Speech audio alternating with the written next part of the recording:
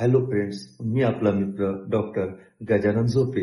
यापूर्वी मी सायनस, नाकाचे हाड वाढणे, ॲलर्जिक सर्दी या रोगावर आयुर्वेदिक दृष्टिकोन सांगितला आहे. हे व्हिडिओ आपण सर्वांनी जरूर पाहावे. यावेळी मी दमा, श्वास लागणे या रोगावर आयुर्वेदिक दृष्टिकोन आपल्यासमोर साध्या व सोप्या भाषेत ठेवण्याचा प्रयत्न करीत आहे. मित्रांनो, श्वास म्हणजे दम लागणे, बरोबर ना?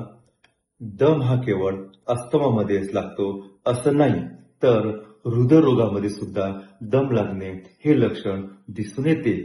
आता आपण हृदयरोगाच्या संबंधित दम लागणे यावर थोडा विचार करू.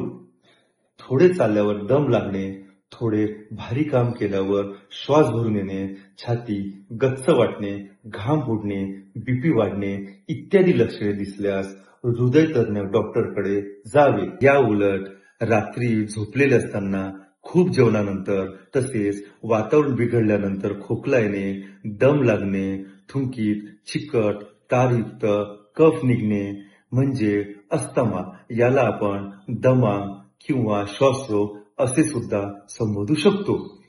मी आज श्वासरोगावर सविस्तर माहिती देत आहे. मित्रांनो, जिवंत राहण्यासाठी आपण नाकातोंडावाटे जो कळत न कळत श्वास घेतो त्याला आपण प्राणवायू म्हणतो. या प्राणवायूमुळेच आपण जिवंत आहे. हा प्राणवायू नाकातून फुफ्फुसामध्ये जातो व तिथून रक्तासोबत रक्ताशी एकरूप होऊन पूर्ण शरीरात पसरून शरीरातील कणाकणापर्यंत पोहोचून त्यांना ऑक्सिजन पोहोचवितो.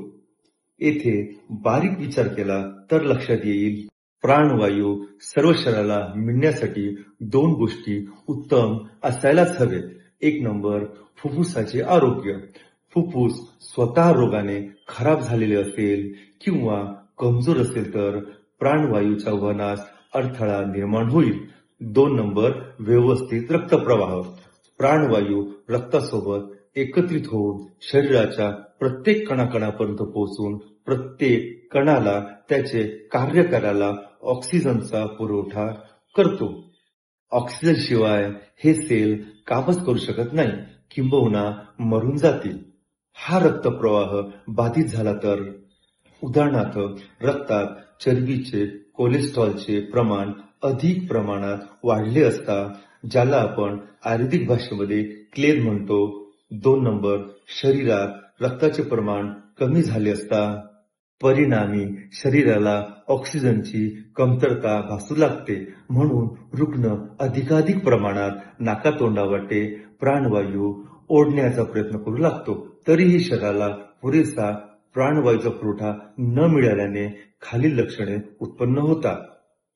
श्वास घेऊन घेऊन रुग्ण थकतो, गळून येतो, चेहरा भयग्रस्त लाल होतो, रुग्ण चिडचिड करायला लागतो, रात्री झोपेतून उठून बसतो, बाहेर खुल्या हवेत अधिकाधिक प्राणवायू मिळेल या आशेने घराबाहेर येतो, मोठमोठे श्वास घ्यायला लागतो, छाती घरघर आवाज येतो, अक्षरशः शेजारील व्यक्तीला सुद्धा घरघर आवाज कफाचा ऐकू येऊ लागतो.